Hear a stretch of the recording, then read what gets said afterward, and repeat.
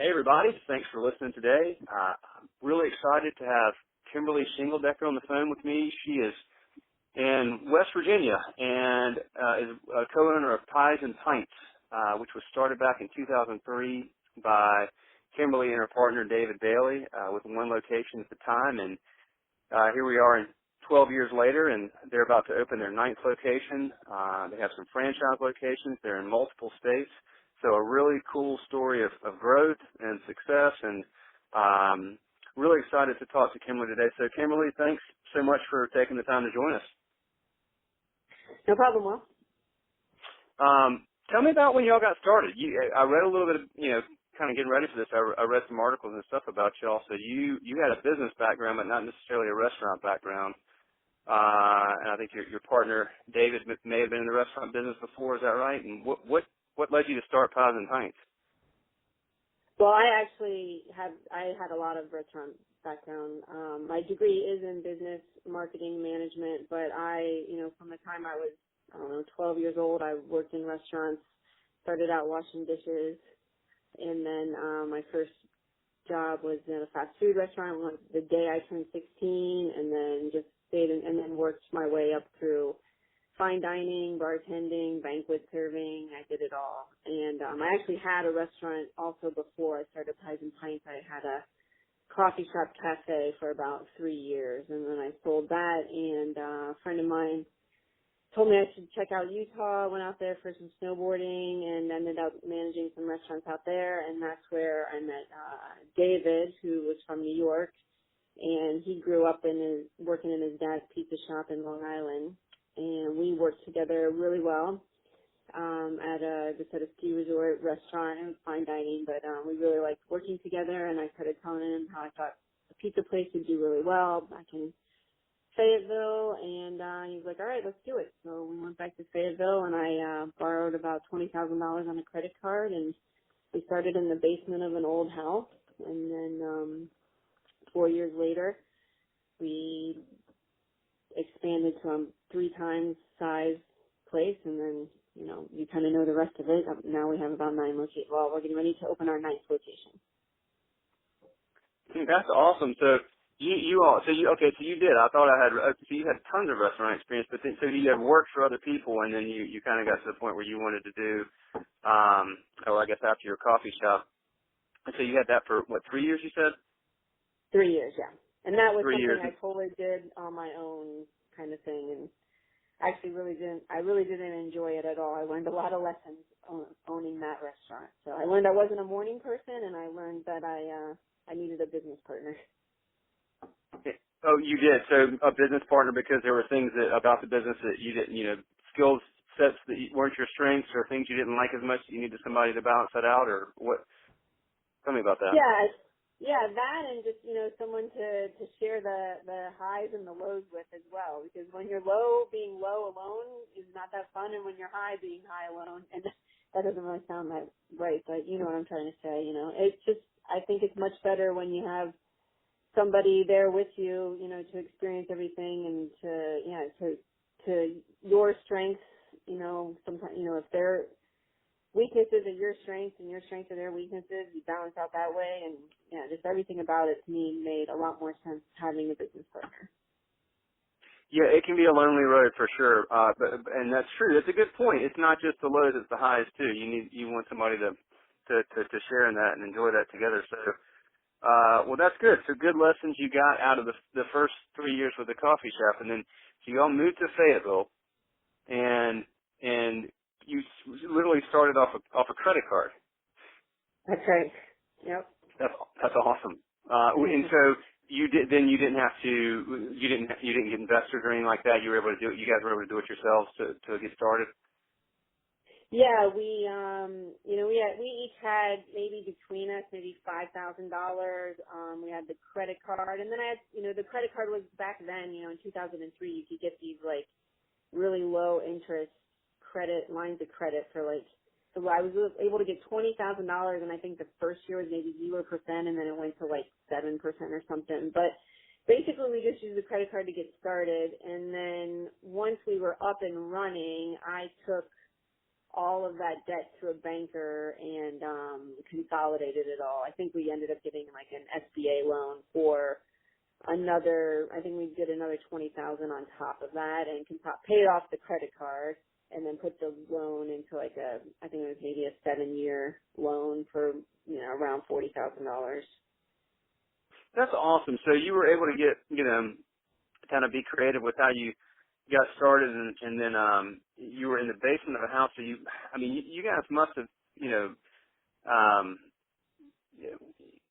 didn't have to obviously do, I guess, a big build out or anything like that at that point, and you were able to get used equipment, or how did you keep your overhead low to, kind of get started to make sure you got a good start out of the gate?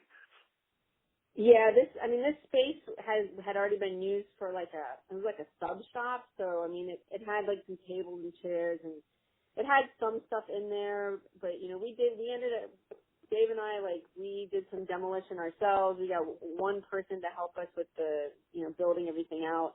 We had maybe 20 seats inside and about 30 seats outside. We got open that year, in April, and we were closed by the end of October. That first year, we were only really open for 4 months, and then David and I had to go get jobs, and then we reopened again in, I think, March the next year. So those first 2 years, we were actually just even seasonal. So. Okay, gotcha. And you, what worked for you? I know you had a good partner, and you had, I'm sure, really good quality food. I think you guys did things like instead of, with your dough, instead of using sugar, you use honey and you use filtered water instead of regular water, and kosher salt instead of regular salt, things like that. So, was it really just something different in the product that people in Fayetteville in 2003 had not seen? Was it a new taste? Yeah, like you said, in Fayetteville in 2003, so in, a rural town in West Virginia, yeah, it was different than the pizza that they were used to. In other parts of the country, this was nothing new. Everybody was doing high quality, stuff out then. So the other thing that was new for this area, at that time is we were only doing craft beer. Or we were, we did a lot of craft beers. As a matter of fact, when we first opened, we tried to do no Budweiser, no Bud, no Bud Light. Yeah. But that did not, our two things were no Bud, no Bud Light, and then also we did no ranch dressing. We eventually caved to the Bud and Bud Light. People are very adamant about their Budweiser. But we still, to this day, have no ranch dressing, something we're very proud of. Because my whole thing was, I feel like people, I joke around about writing a book called The Ranchification of America, because I feel like ever since this thing, ranch dressing, was invented, people don't have to have food that tastes good. They can just have anything and dip it in ranch. And my whole point was our pizza is good enough that you don't have to dip it in ranch. You can eat the crust and it has flavor and it tastes good. It stands on its own. So, and I would educate the staff to, when people would ask, why don't you have ranch dressing? And so to this day, we do have our own, we make creamy gorgonzola, so people really insist on having something, it's really good, and we give them that, so. Creamy gorgonzola. There you go. That's good. Well, that's cool. You know what? I've never had ranch in my entire life. I don't know if anybody else I know that has not had it, but I haven't. So I love it, man. I think that's cool. Do you think it helped to stand for something like that? Do you think that I know it was important to you, but do you think that it helped people kind of admire what you all were doing? And obviously it was tough with the Budweiser, but are there things like that, and using those, using those really high quality ingredients that were important to the business early on, or maybe even today? Yeah, our whole thing, with our restaurant is that, when we first opened that restaurant in 2003 in a rural town in West Virginia, it was a huge tourist town. So, we're getting people from Washington, D.C. and Charlotte, North Carolina, and Cincinnati. So we're getting people from the city that got what we were doing. But as far as the locals and we spent a lot of time on educating our staff to educate the customers on why we were doing what we were doing, like why we didn't have Bud and Bud Light. Because we wanted them to experience something they had never experienced before. So what we would, we would get the servers to be like, so you like Budweiser, and we would, get them to explain, so what you're drinking is a lager, you know what I mean? So why don't you try, we have these other lagers, why don't, and we would get free taste of the, so maybe not every single person would change, but, 1 out of 5, they would at least taste it, and then they would consider it, and a lot of people would tell us, like, oh, I never thought I liked beer except for, Bud Light, but now I'm drinking this, this other local beer, or back then we didn't really have anything local to West Virginia. Since we've opened, there's about 5 or 6 new brew pubs in West Virginia, so it's awesome that we can now serve beer from West Virginia, but we serve beer from Ohio, neighboring states, and then as far, and then all the way from California. We were big on Rogue back then, which, nobody in West Virginia was serving Rogue, and, we were serving tons of it.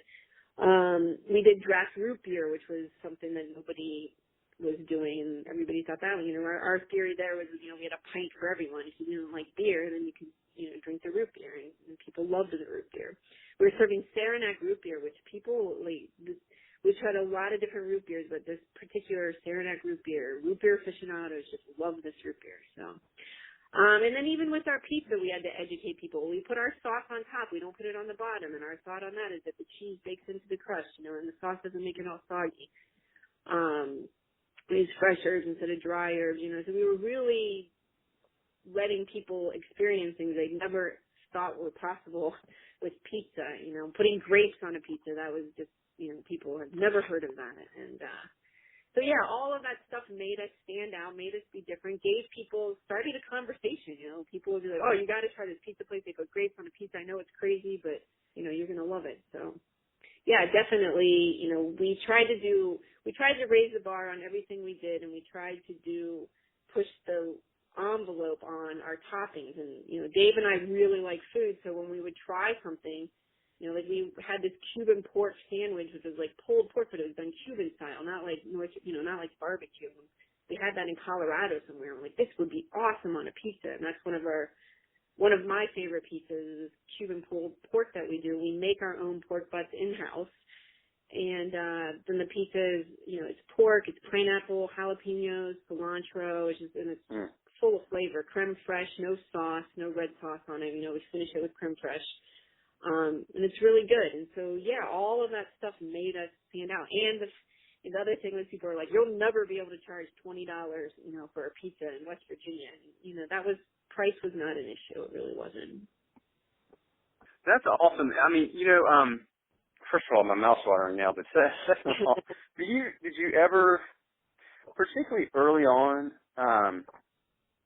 educating a market can be frustrating and require a lot of patience. Were there times when you were just thinking, God, what have we done? Or did you always feel like, what, if we just stick with this and get our staff behind it and we stay with it, this is, people are going to, because I get it. Like early on, you've got people traveling from around there. It's a vacation spot. People are coming and they're rafting and kayaking and all the stuff they do around Fayetteville. But you're for your local audience, did it take longer than you thought, or were there times when you were, just frustrated by the process? Or tell me a little bit about that. Well, in the early years, the off seasons were hard for sure. I mean, it was, our space kind of sucked for, it was really cold. It was the basement of a house, and it was really drafty and old and cold, and so we only had a few seats inside, and, so even then, though, sometimes we still couldn't fill them, because people were still getting used to this idea of, even just knowing, that we're there and that we're open in the wintertime, and that, so yeah, when we had to rely on just the locals, and, that it was hard, but the thing there, what we learned about is that consistency was key. You have to be open. You have to stick to your hours no matter what. You can't close at 7 o'clock because nobody's in the restaurant. If you say that you're going to be open until 8 or 9 o'clock, then you have to stay open until 8 or 9 o'clock. And, we stuck to it, and eventually, we still, January and February are our slowest months, but, that's kind of tradition. I mean, that's kind of industry standard that January and February are your slowest months. we finally are, making money during the off season, and it took a long time, but to say that it take longer than we thought it would, sometimes I thought we would never, that when we first opened, I thought we might just be a seasonal restaurant. So the fact that we stay open and they're even profitable in those months now says to me that you can educate, you know what I mean? And we have diehard people, locals that, they love our restaurant, and it's just sticking to your plan and, and knowing, as long as you see a couple more people every time and you have people that tell you, they really appreciate what you're doing and stuff, like, yeah, we never thought like, oh, let's just cave in and do, regular pizza. That's what people call it. People will come in and ask us, do you have just regular pizza? And I think what they mean is, do you have cheese pizza with pepperoni? Yes, of course, we do have that. You know what I mean? But no, we never once thought like, oh, let's just, cut corners and just start doing, what everybody else is doing. Never at one, not one time. I mean, if anything, we tried to go in the opposite direction. And at times, I would even be like, maybe we should do, coal-fired or wood-fired, or, maybe we should try to go pizza Napolitano, the strict, only water, flour, oil. But our pizza is solid, and we like our product. And when we've tried to change it to make it better, there are issues that come about that you don't, as far as like, yeah, it's easy to do wood fired if you only have a certain amount of customers and you're not, you know what I mean? But we get really, really, really busy at times, and we'll do 300 to 400 pizzas on a Saturday night. So, our pizza is really good, and it really works for the style of pizza we're doing and the amount of volume that we're doing. So, I don't know if that answers it. No, it very much does, which brings me to then, so you really have figured out your formula, your product, and, your how to be consistent. So then I'm curious, tell me a little bit about your growth, because, you're opening your 9th restaurant in 12 years, so it's almost one a year. How many of those do you and David own? And then I know you started franchising, so what led to, when did that happen? And tell me a little bit about the growth process.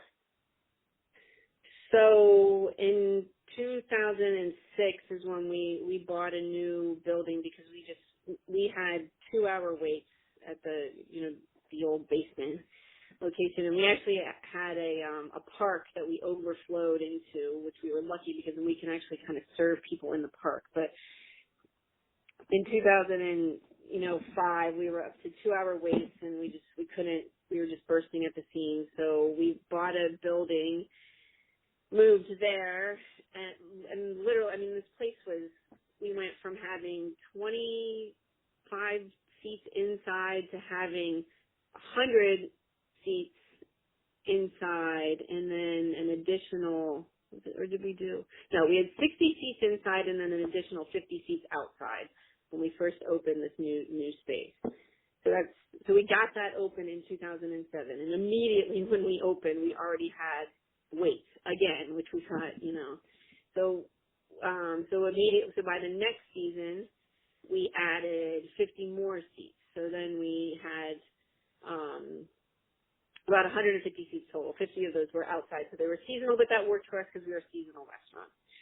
So now we're in this really big space. We have a lot of room and everything's going well. And that's at the time, so that's 2007. That's when we kind of had economies of scale, where up until this point, David and I we had to be in the restaurant all the time. Because we were busy, but we weren't making enough money that we can actually pay managers. So in 2007, when we had, we went from, I think we were maxed out at like $400,000 a year was our gross sales at the original location, and then in 2007, when we went to the new location, we jumped up to almost $800,000 that year. So now we can afford to pay some managers. So we got some managers in place, and then that freed David and I up to kind of look at, a lot of people had asked us, can you open one here, open one there, but so we started talking, maybe we should do another location. So we started looking at some places within an hour to 2 hours of our original location. Because it's Fayetteville, West Virginia. It's kind of the closest next big town is Charleston, which is the capital.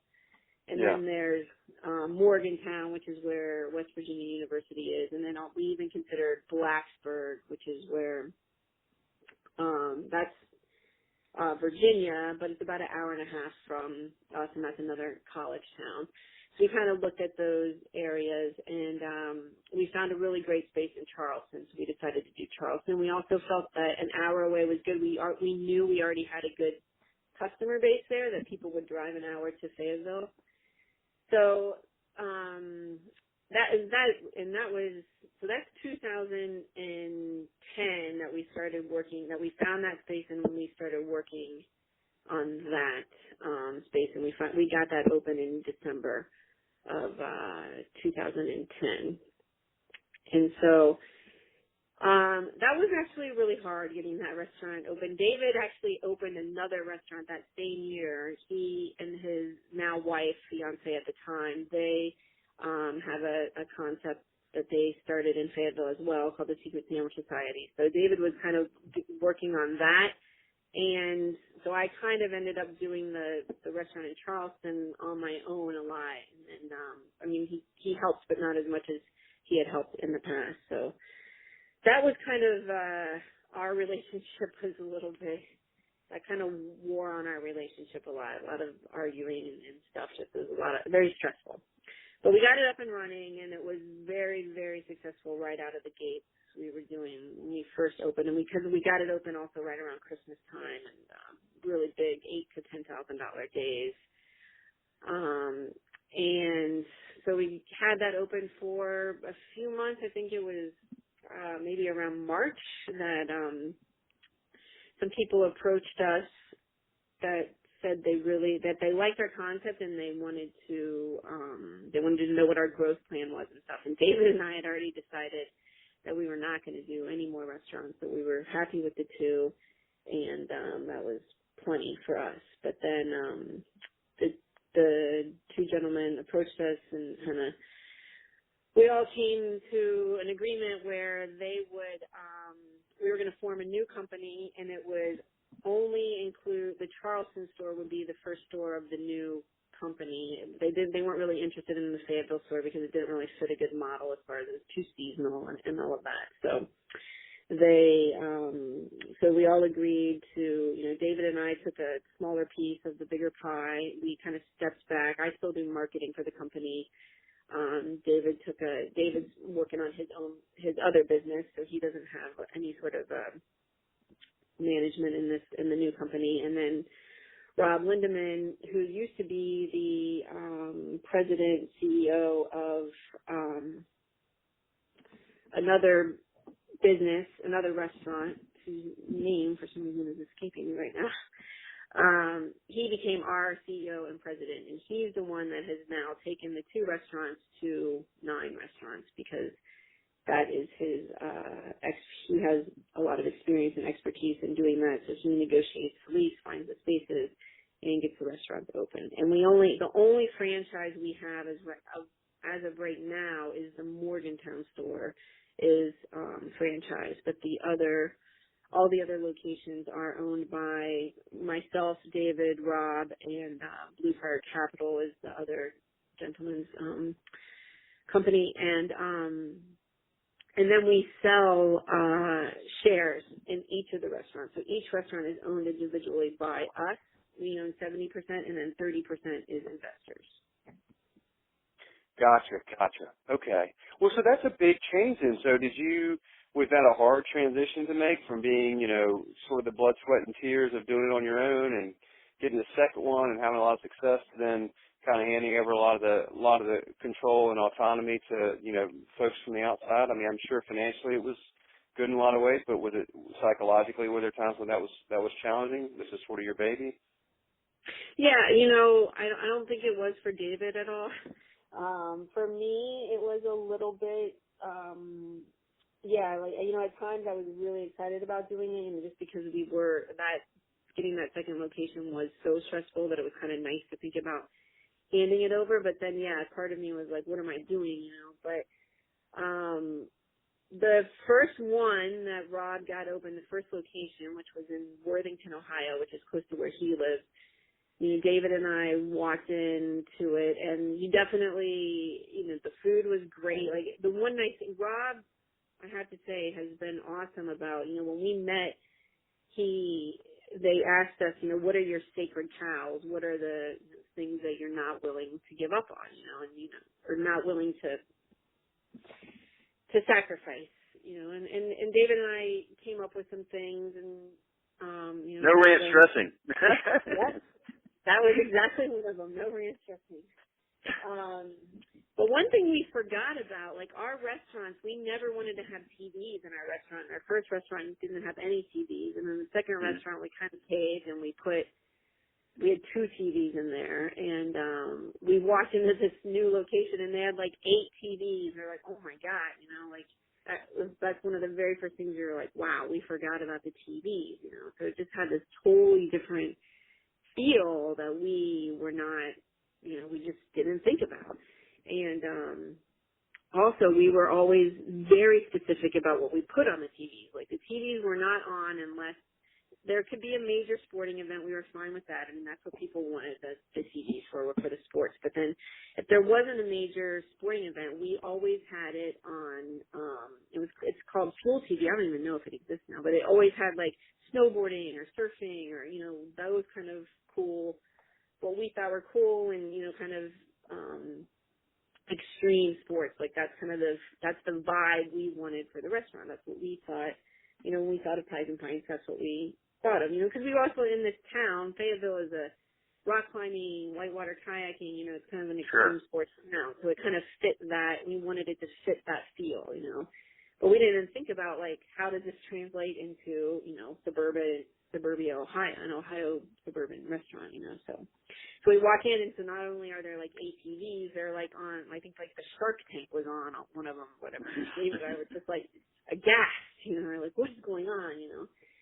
But we sat down and we talked to Rob and we told him like all the things, you know, there were some other things. They weren't as big as the TVs. The TV thing is the one thing that stood out in my mind, you know, and we sat down and we, you know, were like, this isn't what we expected, you know, these things and blah, blah, blah. And, you know, and that first meeting was a little bit like kind of, you know, like I felt like it was like us against him, you know, and I think he felt that way too. Like, you know, I didn't sign on for this. No, I don't want to be challenged on every decision I make. And we had that one meeting and we all walked away from it and thought about what each other said. And from then on, it's really been kind of smooth sailing. I mean, does he do everything the way that David and I would do it? No. But have David and I learned to kind of accept the fact that, you know, we're not in charge anymore, but we really like the direction our lives have gone in and that, you know, we like that we have the 9 restaurants without us having to be, I mean, we don't even have to step foot in these restaurants. They get opened and we go to the opening parties and taste the food to make sure, you know, and it tastes just like the food, the recipes we gave them the day we signed the deal. So I'm not saying that everybody would be that lucky to have everything, you know, go that smoothly, but I am saying that the deal we have struck with, the direction we took, we're 99% pretty pleased with. That's cool. That's really cool, Kimberly. I mean, that's really what a great, you know, just a great run for y'all and a good business you built and a great brand and you know, I tip my hat. I tell you one thing I want to ask you. I'm curious. You've been around the restaurant business long enough, I'm sure, to have some thoughts on this. But look, you know, so I've been. I was, you know, we were talking a little bit before the interview about, you know, I did the book a few years ago, and we did the video series, and now we're doing this. And, you know, so I go around to all these schedule flight customers, and I look for ones that I think have done something neat, and I research, you know, who owns them, and it seems like it's very rare that I can find female restaurant owners. And I mean, it's not that they don't exist. There's plenty of them like yourself that have been extremely successful, and every time I find one, it's always a great success story. It seems like without Phil, how come more women don't own restaurants? I don't know. I know several women that own restaurants, and I Yeah, know several women that are your clients that own restaurants. yeah, yeah. But it seems like the majority of the time, and maybe not where you. I don't know. It just I find it's frustrating to me because I feel like I meet so many great restaurant owners that are women, and I go, why don't more women? Why aren't there more women running restaurants? I mean, every time I come across somebody like yourself, I wonder that. I think it's just a disservice to the industry, to be honest, that there aren't more women running restaurants. So I don't know. I always ask. I'm just curious about that. Well, I mean, I think everyone knows that women tend to be smarter than men, and restaurants are a really hard way to make a buck, so if they're smart enough to stay away from it, maybe. To stay away, they got enough common sense not to. Maybe it's lack of. I don't know. Maybe not as much ego or whatever. But I mean, seriously, I don't know. I'm just curious about that. Now, were you? So you going kind of back to when you got started. What's changed about your philosophy about the restaurants, if anything, from when you got started to now? So in other words, like what changed from working in a restaurant for a long time and doing lots of different jobs within restaurants and working for others to then you in the coffee shop, you learned some lessons there, and now you've done this and you've transitioned to not the primary owner as well. So what's kind of changed over the years of being a part of this, that your philosophy or kind of the way you look at the restaurant business, if anything? Or what lessons have you learned, I guess, maybe that, you kind of had to learn through doing it? Well, I recently had a baby, and I can tell you Congratulations. that, thank you. And I kind of had learned this even before I had the baby, but, when I was in my 20s working in restaurants, and I definitely see this with younger people and just in general in the restaurant industry, is that people don't like kids in the restaurant industry, and they would prefer, and this is not everyone, but just in general, and especially if you don't have kids, when you see a bunch of kids come in the restaurant, you're thinking, they're going to make a mess. They're going to be, everything about kids is kind of, it's not a server's favorite thing, and so, but what I have learned in being in the restaurant business is that you have to cater to kids. If you can win the kids over, then you've got the parents, are loyal customers to you. Like in Fayetteville, we actually have a playground in the back of the restaurant, and it's huge. The parents all the time tell me how much, if they're going to think of somebody, if they're going to go out to eat, they got to go somewhere that the kids can go, and they can take the kids and have a beer while they're at the restaurant. I'm not saying you have to build a playground, but you need to think of things for the kids and keep the kids in mind and teach your staff that the kids are the most important thing. Because to the parents, the kids are the most important thing. So that's one thing that, I'm thinking back to my younger self. I was like, I never, I'm not that I was mean to the kids, but I was never psyched to get a table with kids. But you got to think of it differently. And I think a lot of restaurants, especially like I spend a lot of time out in Oregon, in Portland, Oregon, and in the restaurants that are, really nice restaurants that are doing, chef owned and all this stuff, and they want their plate a certain way, and they don't want any substitutions, and they don't want this, and they don't serve, and again, I know we don't serve ranch dressing, but we never say no. What we say is, we don't have ranch dressing, but we do have creamy gorgonzola if you would like to try that. You need to figure out a way to say yes to people. Don't say no and leave it at that. You got to turn it around and make it a positive thing. And sometimes I think people take too much pride in saying, well, we don't do that. And it's just offensive to people. And people don't want to They don't want to hear no. And if you can't, in my opinion, if you can't figure out a way to say yes, then you're in the wrong business. Yeah, that makes a lot of sense. It really does. And the idea about kids as well, I completely agree. I mean, I've got 3 kids. And trust me, the You places... have 3 kids and you've never had ranch dressing? My wife thinks I'm insane. My wife loves all kinds of condiments, and I grew up, I was like this picky eater, and I wouldn't eat anything when I was a kid.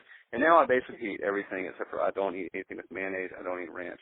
So I just, it's just weird. And in a weird way, my kids are somehow following it drives my wife crazy. Not one of them has ever had ranch either. And I'd actually like them to. I'd like them to have more condiments than they want. Now I'm like, I guess they got the picky gene. But look, I mean, the fact of the matter is, like, you know, if you, gosh, I mean, the places we go that, you know, where they're happy, then we're happy, and we're going to go a lot more often than you know. Exactly. You know, otherwise you're going to see us, you know, on our anniversary or whatever, and, you know, once or a couple of date nights a year, but, you know, make it fun for them. We'll be there once a week. Right, exactly. Yeah, that's cool. That's cool. That's really good advice. And it probably is a different perspective as somebody who owns a business is looking at it from that angle than somebody who's like, hey, I'm a server, I work here and serving, and now there's 3 loud kids and it's driving me crazy. But so you're really big on that, kind of educating your staff on why that's important. And it sounds like you've done a really good job. Just things you've said throughout the course of this conversation have really having certain philosophies and beliefs that, you know, that are important to you, but that you've done a good job of educating your staff over the years as to why they're important to you and why they're important to the business. And it sounds like that's a big piece of the puzzle in the restaurant business. I think so, and I think it's because I was a server and nobody ever really explained the stuff to me, you know what I mean? So one of the other big things that we do at Pies and Pints is, you know, our hours on the door say we close at, you know, whatever, 10 o'clock. But if somebody walks in at 10:05, 10:10, 10:15, and we still have people in the restaurant and the ovens are still on, we do not turn them away. That's another thing I cannot stand is when you go to a restaurant, somebody got seated 2 minutes before you did, and you walk in and they don't even, they just say, we're closed. Sorry, we're closed. Like, really? Not like we could get you something to go, not, you know, so. But as a server, when I was young, you know, I was looking and like, nope, we're closed. Sorry, we're closed. You know, I would have done that. You want to get out of here. Yeah, because you want to get out of there. You want to go party. You want to go, you know what I mean? But so when we interview people, we let them know right away, like, this is how we run our business. You know what I mean? Yeah, the hours on the door say 10 o'clock, but that doesn't mean we close at 10 o'clock. So you need to be prepared. And if you prepare people and you educate the staff and they know that, then it's not like they don't get pissed off. They just know that's part of their job. That's how we run this business. And I think it's huge. I mean, if I had to say one word that is a theme in our restaurant and that has made our business successful, it's education all the way around. Educating our staff, educating the customers, you know, so that everybody knows what's going on, what you're trying to do, what your goal is, what you're trying to accomplish. So. That's awesome. Yeah, that's really cool. Do you, one more thing and I'm going to let you go, but I'm just curious because you thought, you know, hiring staff and finding people that, you know, you have to educate them, but you also have to get people that are educatable and that are willing to learn and be a part of, you know, something bigger than themselves. Well, are there things that you feel like you all are good at in terms of, you know, triggers or things that you look for when you're hiring people that help you kind of know who to hire and who not to hire? I mean, there's so many people that can give a good interview and whatever, and then they turn into lousy workers. So are there things you've been able to identify over the years that kind of help you, you know, make that process a little better? Yeah, well, I mean, we always try to hire. You know, I think our number one question that I think really helps to seal the deal when we're hiring somebody is, have you eaten at Pies and Pints before? You know, and of course we're looking for a yes, and then we want them to we want them to tell us about their experience. And what we're looking for is somebody that gets excited about what we're doing. Like, oh yeah, I ate there, I love the grape and gorgonzola pie, and I love this particular beer. Or, you know, what we're not looking for is, you know, obviously, no, we've never eaten here before, or Yeah, we ate there. You know, I like the pepperoni pizza and, you know, and the Dr. Pepper. You know, so we want somebody that's excited about food and beer and, you know, even more specifically what we're doing. And we've had really good luck finding those people. Those are the people that seem to want to work for us. So that worked out well for us. That's a great question. Yeah, you're sort of hiring your fans. Well, Kimberly, this has been really awesome, and I want to thank you for your time because I know you're really busy, and I want to thank you for just sharing so many great insights and your story, and I tip my hat to your success and just, you know, really inspiring, and I'm glad you've done well, and y'all keep doing well. And I'm actually in Charlotte. You mentioned that folks, you know, back in the day would come from Charlotte. So in fact, my buddies, I had to miss a guy's trip a couple of years ago to the Gully, and I think they're trying to get that going again, and I really want to make it happen. So I'm gonna come see y'all if we're in that part of the world here sometime in the next couple months. Well, awesome. Yeah, I'll be there all of October, so let me know if you're there, and that would be great. And I just wanted to say to you, Will, that we really like what you've created with ScheduleFly. I've turned several of my other friends onto it as well, and it's a great tool. So thanks for what you do as well. That was real nice of you to say that. I appreciate that. Thank you. Well, we're stoked to serve y'all. You guys, we love serving cool places like Pies Pints. So, we will talk again soon. And thank you so much again, Kimberly, for the time. And I just really appreciate it very much. You're welcome. Take care. Okay, take care. Bye. Bye-bye.